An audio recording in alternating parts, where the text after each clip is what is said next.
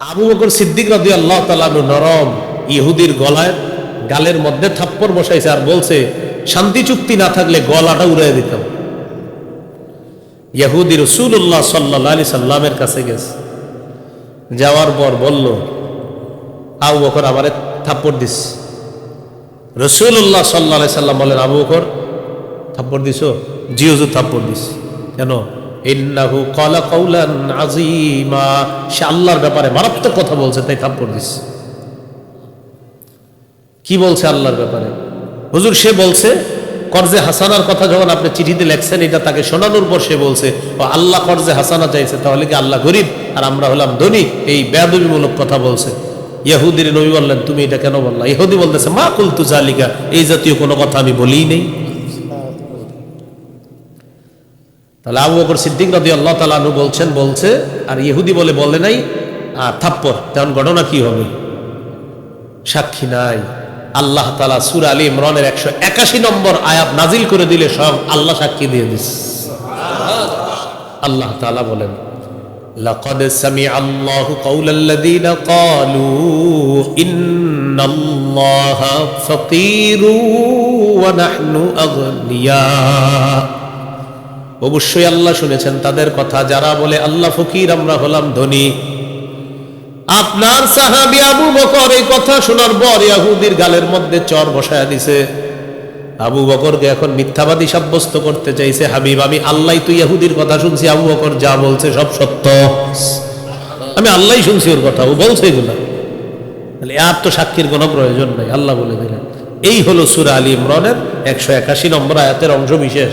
পরে আল্লাহ বলেন, সানাকতুবু মা ক্বালু ওয়া কাতলাহুমুল আমবিয়া বিগাইরি হক, অবশ্যই আমি লিখে রাখবো ইহুদিদের কথাগুলা। ওয়া কাতলাহুমুল আমবিয়া বিগাইরি হক, তারা যে অন্যায়ভাবে নবীদেরকে হত্যা করেছে এটাও লিখে রাখবো। আল্লাহ লিখে রাখবে, তারা উদ্দেশ্য হলো না'মুরুল মালাইকাতা বিকিতাবাতিন, আমি ফেরেশতাদেরকে আদেশ করব তারা লেখার জন্য। এটা হলো আল্লাহর লেখা, মানে আল্লাহ ফেরেশতাদেরকে দিয়ে লেখাবেন। কিয়ামতের দিন আমি বলবো, ওয়া নাকুলু যুকু আযাবাল হারিক, আমি বলবো তোমরা প্রজ্বলিত আগুনের আযাব আস্বাদন করো, জ্বলন্ত আগুনের আযাব আস্বাদন করো। হারিক মানে যা জ্বালিয়ে পুড়িয়ে ভস্ম করে দেয়, ছাই করে দেয়, এমন আগুনের আযাব তোমরা ভোগ করতে থাকো। নাউজুবিল্লাহ। এই ব্যাপারে আল্লাহ তাআলা সূরা নাবার 21 নম্বর আয়াতে বলেন, লা ইন্না জাহান্নামা কানাত মিরসাদাল লিত-তাগীনা মাআবা, নিশ্চয়ই জাহান্নাম উৎপেতে আছে নাফরমানদের ঠিকানা হিসাবে। পরে কি বলে দেখেন, লা ইয়াযুকুনা ফিহা বারদাও ওয়ালা শারাবা, সেখানে তারা কোনো ঠান্ডা কোনো শীতল আস্বাদন করতে পারবে না।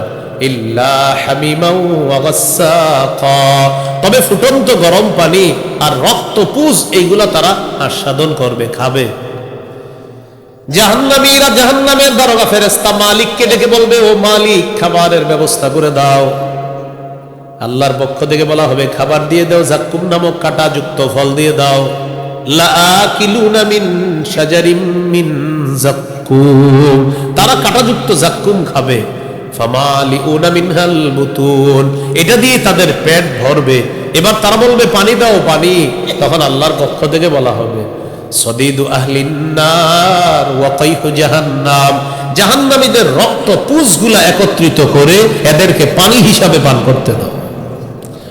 এটা আল্লাহ বলেন, ওয়া নাকুলু যুকু আযাবাল হারিক, আমি তাদেরকে বলবো আগুনের আযাব তোমরা আস্বাদন করো। তো জাহান্নামে যখন যাবে, জ্বলন্ত ফুটন্ত পানি, এই পানির আযাবও আছে, গরম খাবারের আযাব আছে, গরম আগুনের আযাব আছে, আযাব আর আযাব।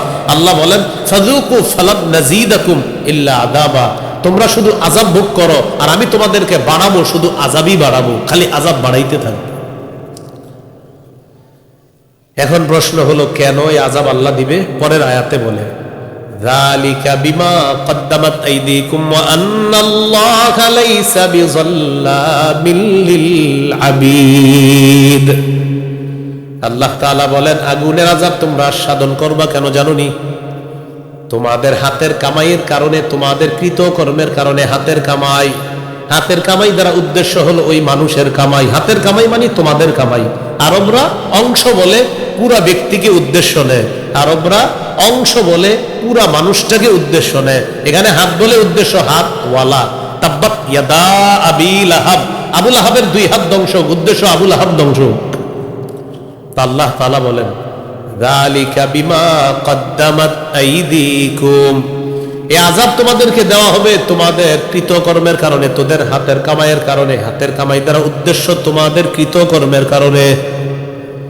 ওয়া আন্নাল্লাহা লাইসা বিযাল্লামিল লিল আবিদ, আল্লাহ তাআলা বলেন নিশ্চয়ই আল্লাহ বান্দাদের প্রতি কোনো জুলুম করেন না।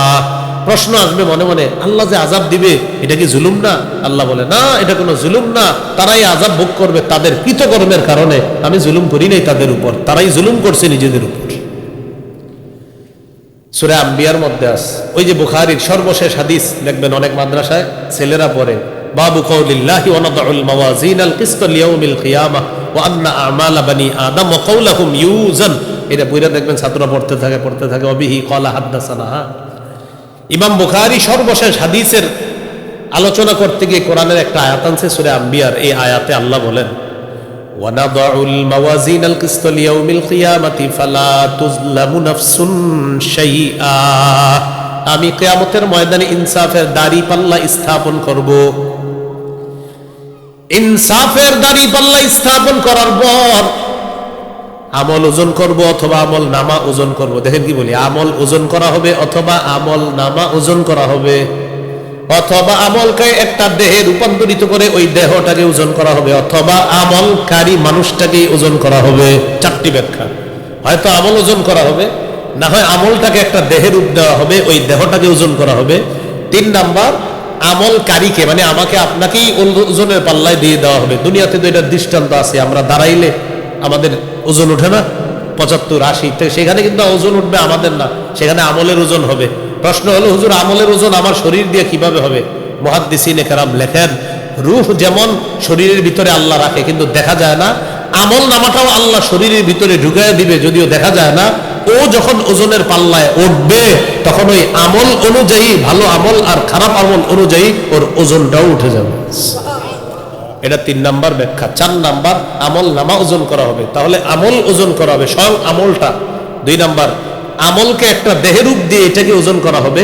3 নাম্বার, আমলকারীকে ওজন করা হবে। 4 নাম্বার, আমল নামাকে ওজন করা হবে।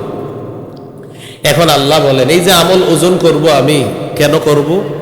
ফালা তুজলামু নাফসুন শাইআ, তোমাদের কারো প্রতি কোনো বিচার করা হবে না। মুফাসসিরিনে কেরাম লেখেন কিয়ামতের ময়দানে ওজনের পাল্লা স্থাপন করা কি প্রয়োজন? আল্লাহ বলে দিলেই তো হয়, তুমি জাহান্নামী আর তুমি জান্নাতি, আল্লাহ তো সব জানেন, এরপরে ওজনের পাল্লা কেন স্থাপন করবেন?